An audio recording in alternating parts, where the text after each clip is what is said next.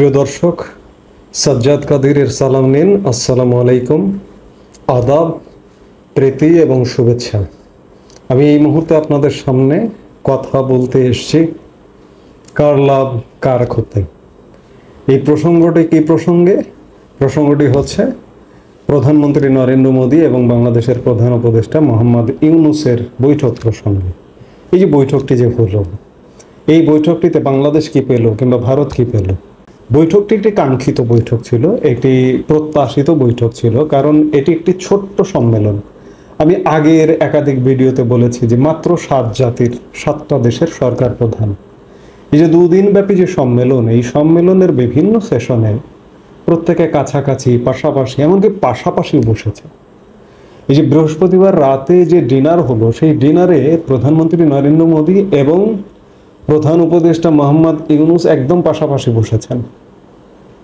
কিন্তু আমি তারপরেও আজকে দিনের প্রথমার্ধের ভিডিওতেও বলেছি যে এই বৈঠকটি এখনো পর্যন্ত নিশ্চিত নয়, যদিও বাংলাদেশের গণমাধ্যম, বাংলাদেশের সরকারের তরফ থেকে বলা হচ্ছিল। কিন্তু আমি বাংলাদেশের গণমাধ্যমকে, বাংলাদেশের সরকারকে আজকাল আর বিশ্বাস করতে পারি না, কারণ ভারত সরকারের তরফে এই বৈঠকের আগ মুহূর্ত পর্যন্ত কোনো আলামত কোনো জায়গায় ছিল না, ভারতের কোনো গণমাধ্যমে কোনো আলামত ছিল না, এমনকি প্রধানমন্ত্রী নরেন্দ্র মোদীর সোশ্যাল যে মিডিয়া আছে, ফেসবুক, টুইটার, ইউটিউব, কোনো জায়গায় কোনো আলামত ছিল না। জাস্ট বৈঠকটা যখন শুরু হলো, প্রধানমন্ত্রী নরেন্দ্র মোদীর ইউটিউব চ্যানেলে 9 সেকেন্ডের একটি ভিডিও আপলোড করা হলো, তখন নিশ্চিত হলাম যে হ্যাঁ, বৈঠকটি অনুষ্ঠিত হচ্ছে।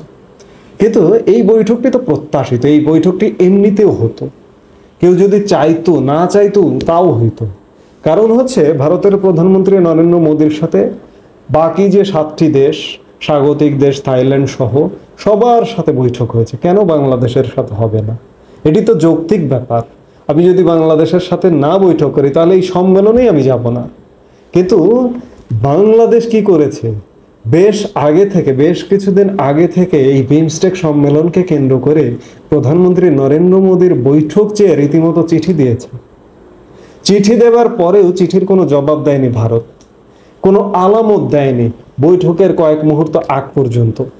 যার কারণে আমি বলেছি যে এই বৈঠক হবে কিনা নিশ্চিত নয়। অবশেষে বৈঠকটি হয়েছে, ভালো কথা। বৈঠকে যেসব আলাপ আলোচনা হয়েছে, বাংলাদেশের প্রধান উপদেষ্টার প্রেস সচিবের মুখ থেকে যা শুনেছি, শেখ হাসিনার প্রত্যর্পণ, শেখ হাসিনা যেন ওখানে বসে যেসব কথাবার্তা বলে সেগুলো, গঙ্গা চুক্তি, তারপরে তিস্তা চুক্তি, সীমান্ত হত্যা ইত্যাদি নিয়ে কথা হয়েছে।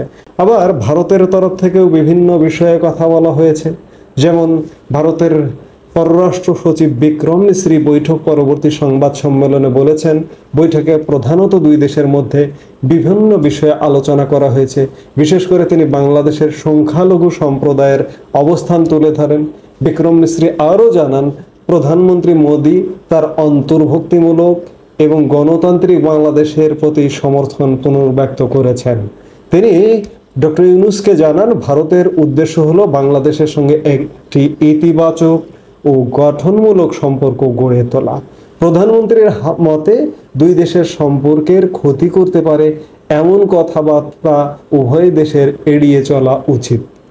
সীমান্ত নিয়ে বিস্তারিত আলোচনা হয়েছে।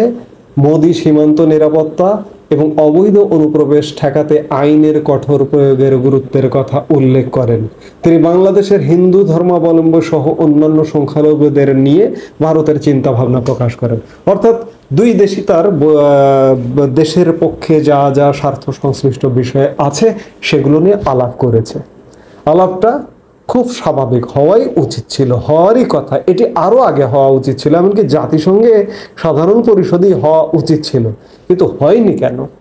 শুরু থেকেই বাংলাদেশ মার মুখে অ্যাটিচিউড। প্রধান উপদেষ্টা মোহাম্মদ ইউনূস শপথ গ্রহণের আগেই ভারতীয় গণমাধ্যমকে সাক্ষাৎকার দিয়ে বলেছেন, ভারতকে নিয়ে উস্কানি দিয়েছেন, ভারতকে নিয়ে বলেছেন যে বাংলাদেশকে উত্তপ্ত করতে চাইলে ভারতের 7 সিস্টার্স পশ্চিমবঙ্গ রক্ষা পাবে না। ভারত কিন্তু বাংলাদেশকে তখনও উত্তপ্ত করেনি। আবার বাংলাদেশের উপদেষ্টারা প্রধান উপদেষ্টার সাথে অন্যান্য যেসব উপদেষ্টা আছেন তারাও নানা রকম উত্তপ্ত বাক্য বিনিময় করেছেন। বাংলাদেশের সমন্বয়করা নানা রকম ভারত বিদ্বেষী কথাবার্তা বলেছেন, যার কারণে ভারত বাংলাদেশ সম্পর্কটা একদম তলানিতে। কিন্তু এইভাবে তো আর চলতে পারে না। বৈঠকটা কাঙ্ক্ষিত, বৈঠকটা হওয়াই উচিত, কিন্তু এই বৈঠকের আগে আরও কিছু ছ্যাঁচড়ামি, এইটিকে খাঁটি বাংলায় যদি, বাংলা ভাষায় যদি বলি সবাই হয়তো বুঝবেন বাংলা ভাষা, যে ছ্যাঁচড়ামি কাকে বলে কত প্রকার বাংলাদেশের পক্ষ থেকে করা হয়েছে, বিশেষ করে বাংলাদেশ সরকারের প্রধান উপদেষ্টা প্রেস সচিবের পক্ষ থেকে।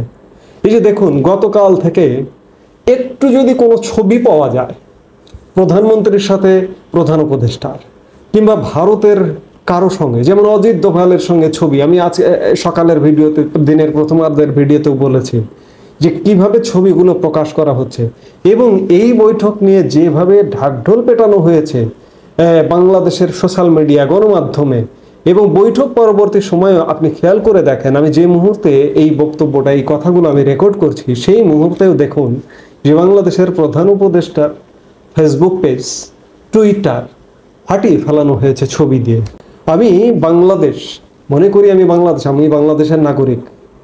আমি বাংলাদেশ যে ভূমিকা নিলাম এই বৈঠকটি নিয়ে, আমি আগের ভিডিওতেও বলেছি যে আমার লজ্জায় মাথা হেট হয়ে যাচ্ছে। এরকম লজ্জাস্কর, এরকম ছ্যাঁচড়ামি কর্মকাণ্ড আমি নাও করতে পারতাম। এই বৈঠকটি আসলে এমনিতেও হতো। এই যে আগে থেকে ঢাক ঢোল, ঢাক গুড় এগুলো করবার কোনো দরকারই ছিল না।